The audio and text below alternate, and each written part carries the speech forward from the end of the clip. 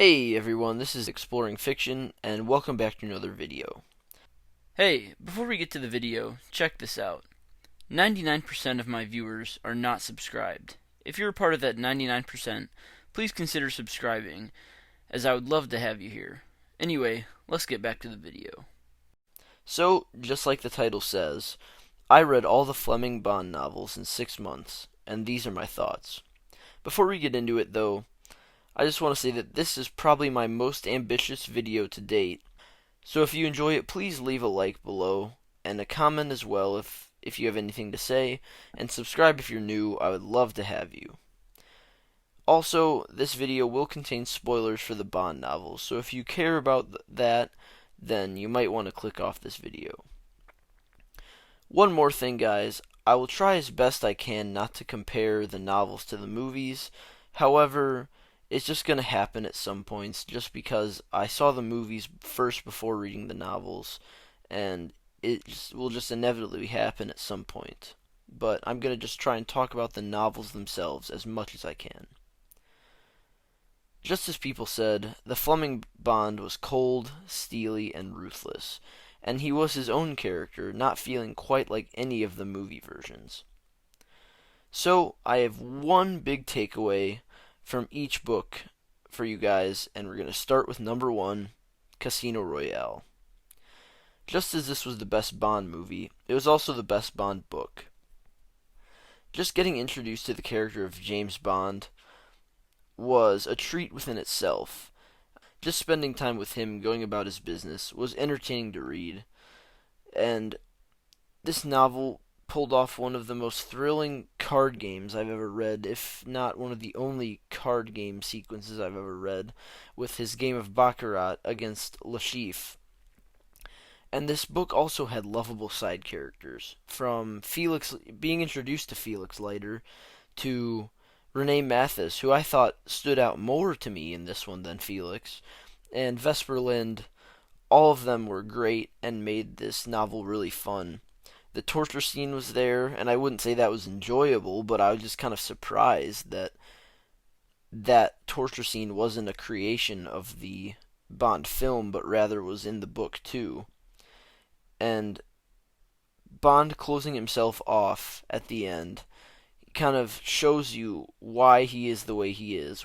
Since Vesper betrayed him, it kind of shows why he's cold towards having a relationship. And also, one more thing I wanted to note about Casino Royale was how the lack of modern tech really helped the story, in my opinion.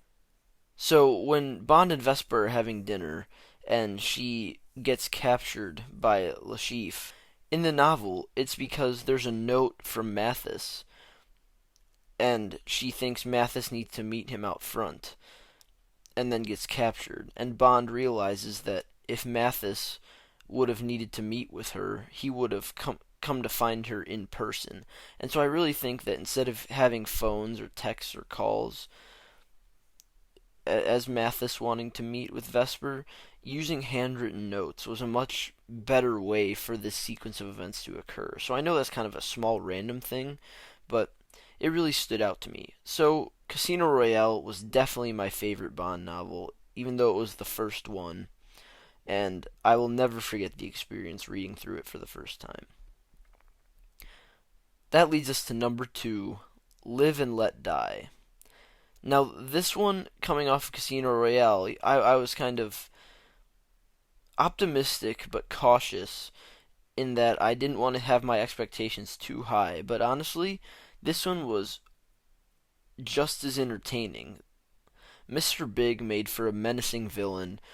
Just his physical presence alone and the idea of him having gray skin almost was just made him kind of stand out to me.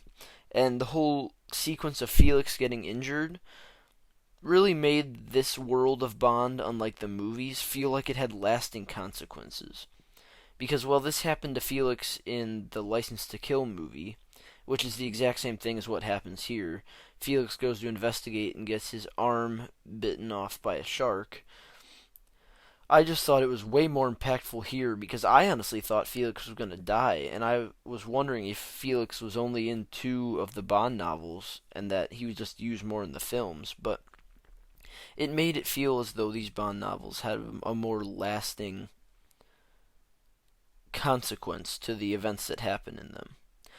The Jamaican setting was also a big positive of this novel, as this was the first time of many, that which I had yet to find out, that Bond was in Jamaica, and his allies Quarrel and Strangways were both neat side characters that I came to love in their own right. And one last big point about this novel was that Mr. Big was always threatening. I think this is what tied this novel together for me, is that in everything Bond did, you could feel Mr. Big in the background through his network of spies, and you could feel that he was always in charge and on top, and so you really felt for Bond because he didn't know how big of a threat Mr. Big was. Next is number 3, Moonraker. And I can't sing the praises of this novel enough. It is so underrated. I did not know what to expect going into this because, as we all know, the Moonraker film is just the most out there of the Bond movies. But this book was nothing like the movie, and this novel was just superb. Hugo Drax may be the best villain in the Bond novel series. His personal story of revenge and him being a British celebrity from the war, but in reality he is a Nazi who got lucky in that his records were erased and he could pretend to be a British soldier, and he rose to power to kind of become this British celebrity, makes him really memorable, along with his physical appearance, which includes these scars from his time in the war.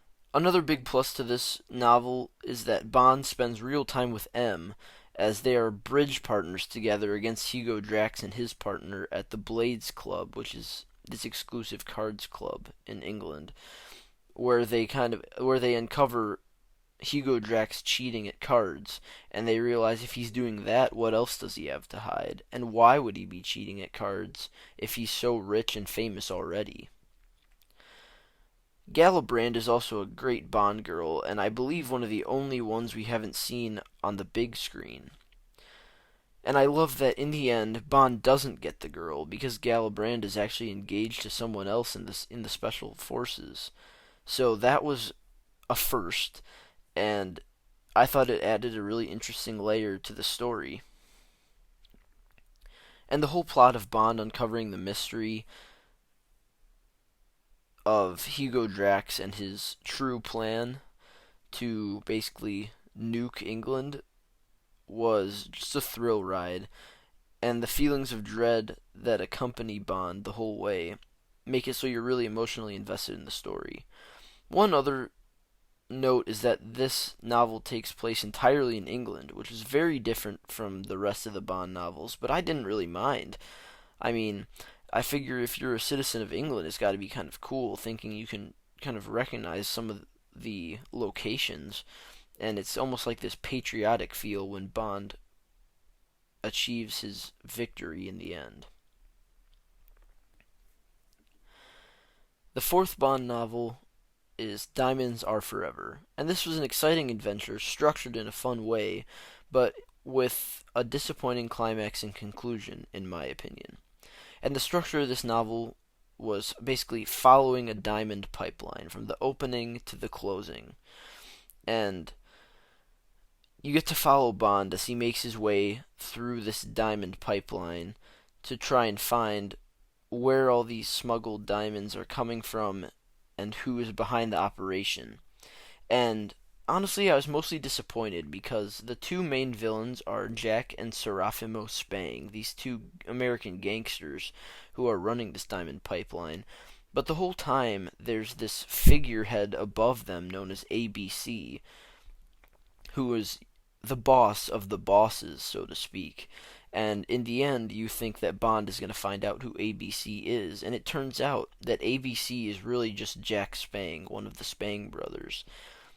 And so I thought that was pretty disappointing because Jack Spang was introduced to Bond in early on in the novel, and it just seemed like ABC was built up to be this menacing villain when in reality he was just one of the gangster brothers, and he was just kind of killed by Bond right at the end. Wint and Kidd were both strange, bizarre, and creepy side villains, though, so that was a positive. The next Bond novel was From Russia with Love, and this was a classic story that I didn't enjoy as much as I'd hoped. So half this story was from the viewpoint of SMERSH members, be it Rosa Klebb, Kronstein, or the leader of SMERSH, who had a really long last name that I honestly can't pronounce nor remember. Or it was told from the point of view of Tatiana or Red Grant. And while the setup is interesting, I wasn't as invested as I wanted to be in this first half of the novel, which wasn't from the point of view of James Bond. And that might just be because I've seen the movie and know their secret plot already and didn't need it explained to me in detail. Halfway through, though, we get to Bond, and the novel gets better from there. Kerim Bey is my favorite Bond ally, and you can feel the chemistry between him and Bond. And spending time with Bond as he uncovers the plot and attempts his escape with Tatiana and the Spectre machine is great and entertaining and suspenseful, and I really enjoyed it. Bond vs. Red Grant is also wildly entertaining, and the whole old man thing, I couldn't get enough of it. It was pretty funny, even just in literature form. So I didn't love From Russia with Love as much as I wanted to, but it was still a very well put together novel, and I still recommend it. The sixth novel, Dr. No, was a surprisingly fun Bond novel with one glaring flaw. So, the death of Strangways, which leads off this book, was much more impactful since we kind of know who he is from his time in Live and Let Die. And the same thing with Quarrel. We spent more time with these side characters, so when they unfortunately meet their end, we feel it a lot more. Well, one funny thing I wanted to note, in this novel, Dr. No is a hairless Chinese guy, which I found kind of funny when you compare him with Dr. No in the movie, because it's just completely different. But his elaborate maze is inventive and kind of and a pretty good scheme, where he's trying to see how much he can test humans, and Bond seems like he would be in top shape to go as far as he could. And it was kind of this test of willpower, and watching Bond go through that was agonizing, but also entertaining at the same time. The sequence of Bond killing Dr. No and his goons was an awesome action sequence, and it was really fun to read. It really reminded me of just a fun 80s action movie, just a generic, maybe an Arnold action movie. I could really just picture it in my mind. It's hard to explain, but it was just a really fun sequence of Bond going through the island, Crab Key, and taking down Dr. No and his goons. The only issue I had with this novel was, at the end of this maze, Bond is dumped out into this caged-off area by the island that holds a giant squid, and Bond fights off this giant squid as it's trying to kill him. And, it was just too unrealistic for me. Now, maybe this could happen. Maybe a human could fight off a giant squid and live. I just felt that it was out of the realm of reality for James Bond, and so that was my biggest issue with Dr. No. That leads us to Bond novel number 7, Goldfinger. And this is a story with great structure that dragged on a little bit too long. All the great parts are there that you would think. Goldfinger, Pussy Galore, Odd Job, they're all there. Memorable characters and moments. And the way this novel starts with Mr. DuPont, who was a character who sat next to Bond at the Baccarat table in Casino Royale, recognizing Bond at an airport and asking him for help, was unique and fun. I thought it was cool that they brought back this throwaway character from an old novel and used it as kind of the hook to bring Bond in to meet Goldfinger. So I thought that was interesting.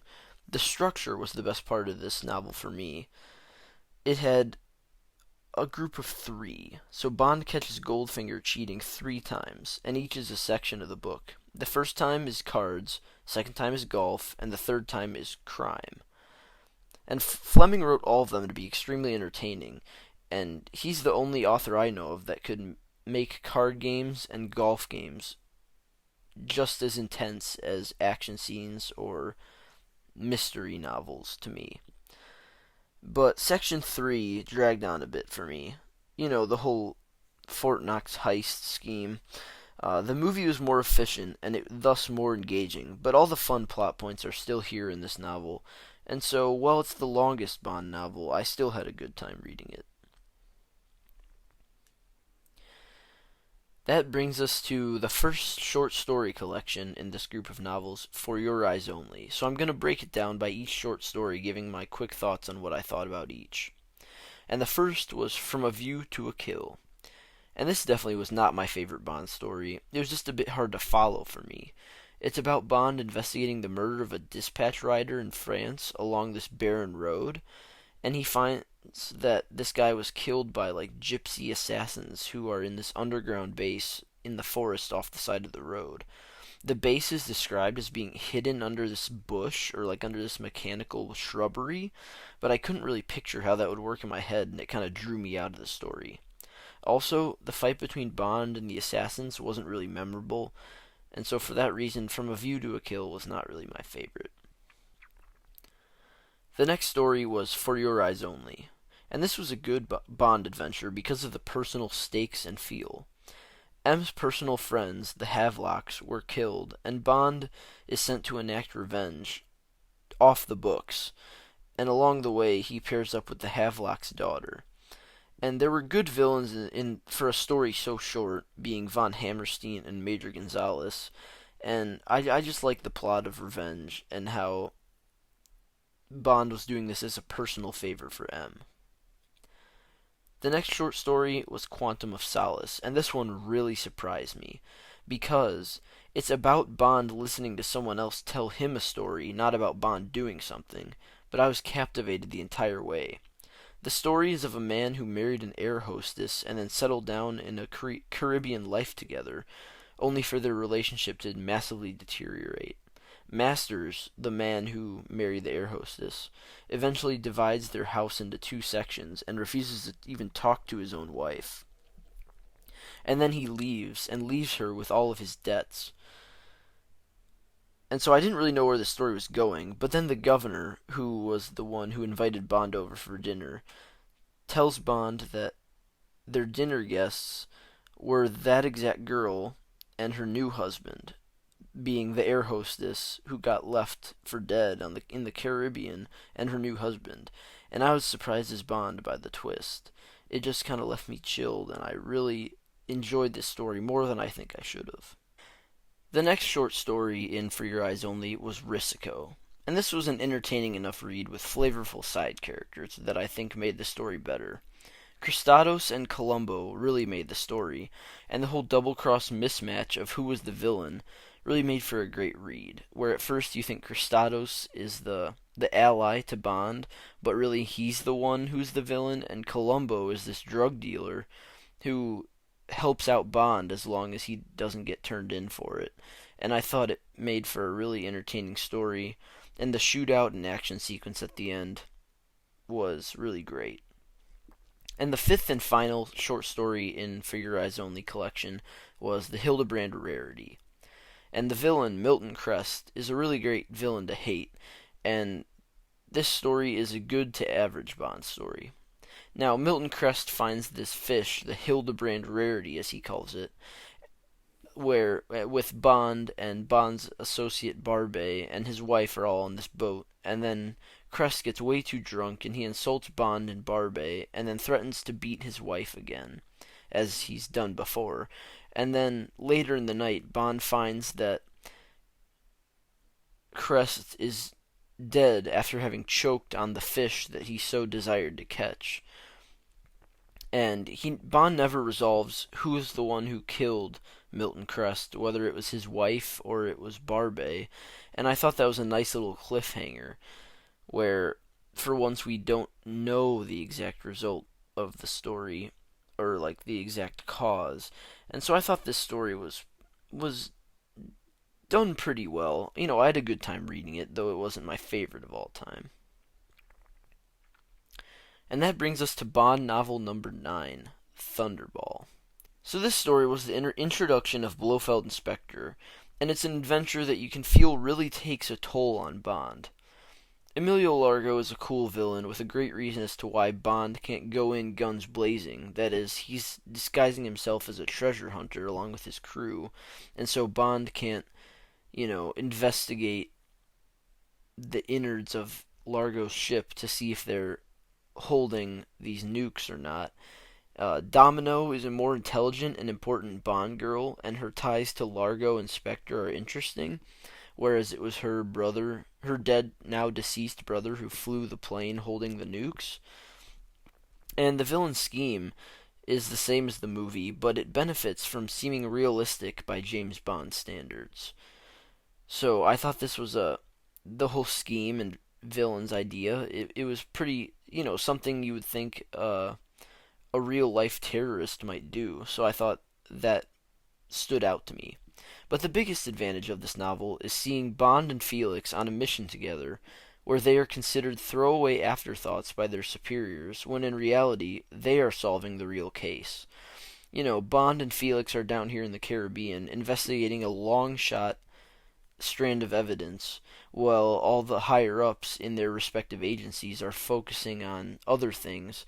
But really, Bond and Felix are the ones onto the case, and their camaraderie and relationship together is great as always. Also, Thunderball makes Bond a celebrity agent in the world of Bond novels, because in subsequent Bond novels and stories, he he identifies himself to others by asking if they've heard about the Thunderball case in the newspaper and says that he worked on that. So it really seems like this whole novel and the plot behind it really brought him not to stardom, but made him more recognizable to the everyday person within the Bond novel universe. That brings us to the 10th Bond novel, The Spy Who Loved Me. And this was the weakest of the series for me, but it was still an enjoyable read. The whole first half was about Vivienne Michel, this woman that Bond is eventually going to meet. But I didn't really care about her story and just wanted to see James Bond. Like, it kind of details her past and how she got into the sticky situation that she's in at the once Bond arrives, but I didn't really care about her past, honestly. And when Bond does show up about 2/3 of the way through the book, it's like reuniting with an old friend. You know he's about to save the day, and he does just that. No longer, and I no longer felt dread over the scenario that Vivienne got herself into. Only excitement to see Bond, who these gangsters that have Vivienne trapped know nothing about. And of course Bond, kills the gangsters and saves the day just as you'd expect. And so I think the strongest thing this book had going for it was that you kind of got a breath of fresh air with James Bond. The previous novels had been all about him and him doing things. And this novel, you kind of see it from an outside perspective most of the way, and you can sit back and really think, wow, this guy is such a badass, because you see him from someone else's point of view, and you've been following him this whole time, and now you're seeing him from someone else's eyes, and it just reaffirms how cool he is.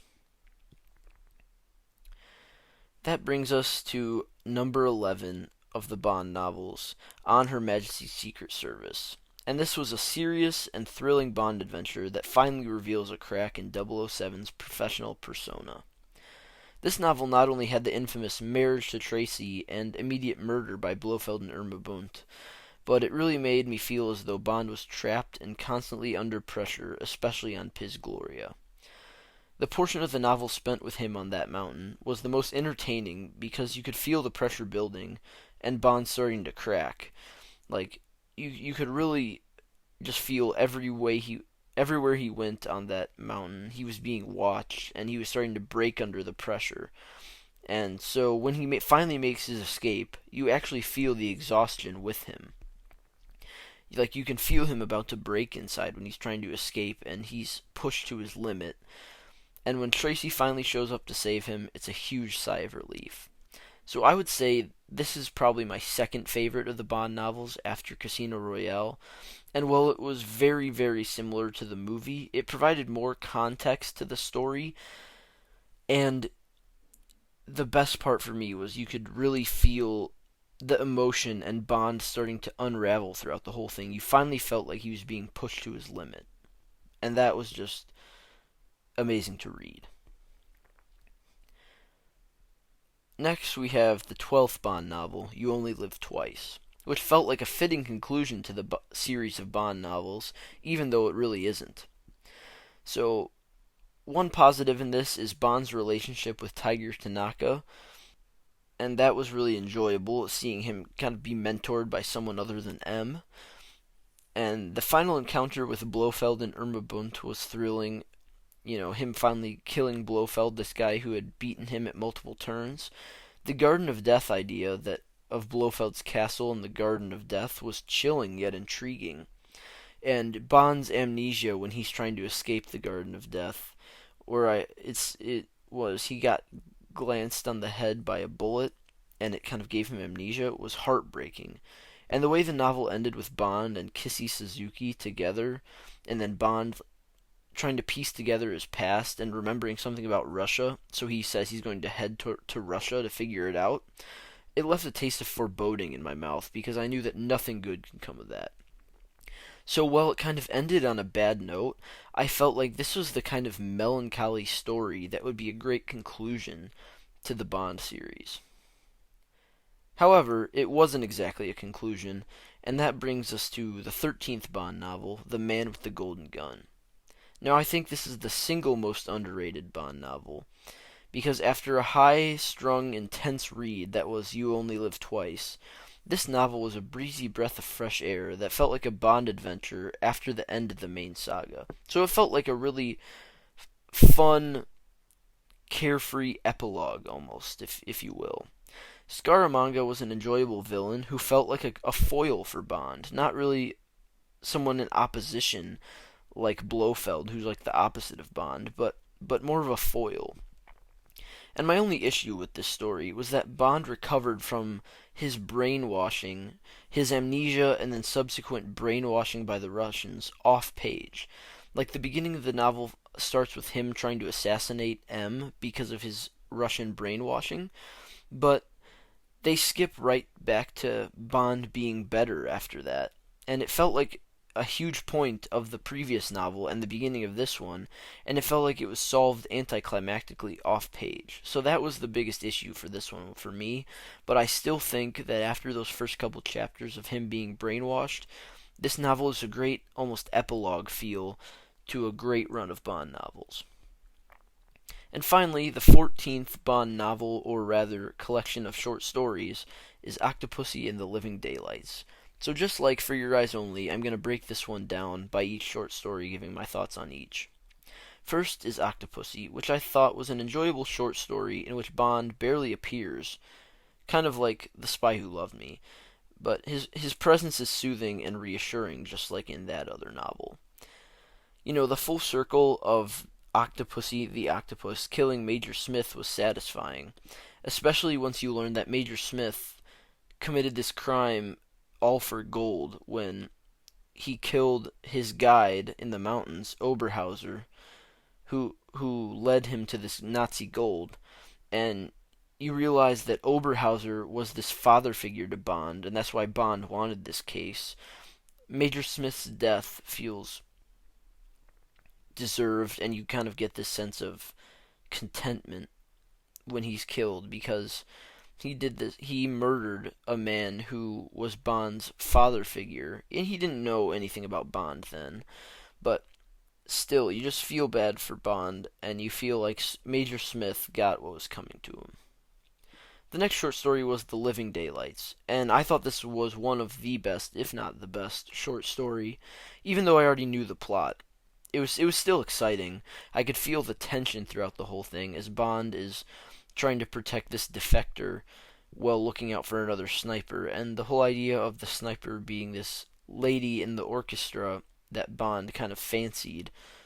It was very cool, and his decision to not kill her was made the whole thing better for me. So I thought this story was really enjoyable, even though I already knew the plot. That brings us next to The Property of a Lady, and I thought this was a decent story that had an interesting premise. Bond was trying to find this buyer of a Fabergé sphere who was known to be Russian, and this was interesting to read. This whole auction was pretty intense. Fleming is able to make the most mundane things feel intense.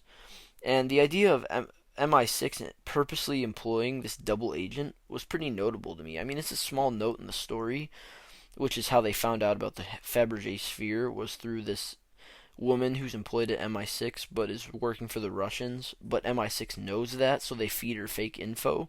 That was just kind of pretty cool. It wasn't a huge plot point of the story. I just thought that was a neat little ad. And that brings us to the final short story, and the final story I'm talking about, 007 in New York. And unfortunately, this is the shortest and weakest short story, and it seemed to be more about Bond's recipe for scrambled eggs than anything else. So, it was okay. It was like 7 pages long. So I read it, I kind of forgot about it, but yeah, it was just okay.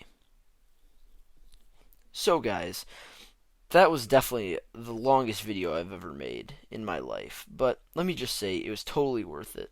I read all 14 Fleming Bond novels in 6 months, and I enjoyed every single one of them. Each one stood out for its own reason, and I just loved the tone fluctuation of each, yet the same underlying themes of like ominous, cold, steely James Bond being on top of everything until he isn't. And so I just love the trajectory of the Bond novels, and I loved his character, how it was kind of unique and different from any of the film Bonds. And I just can't sing the praises of these 14 books enough. If you haven't read them, I highly, highly recommend it.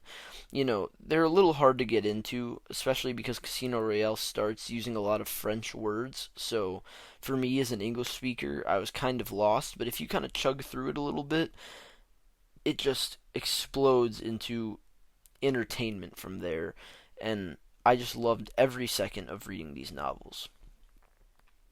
So guys, I hope you enjoyed this video. I put a lot of work into it, so if you could please leave a like below and comment what your thoughts are on the Bond novels, I would be super appreciative.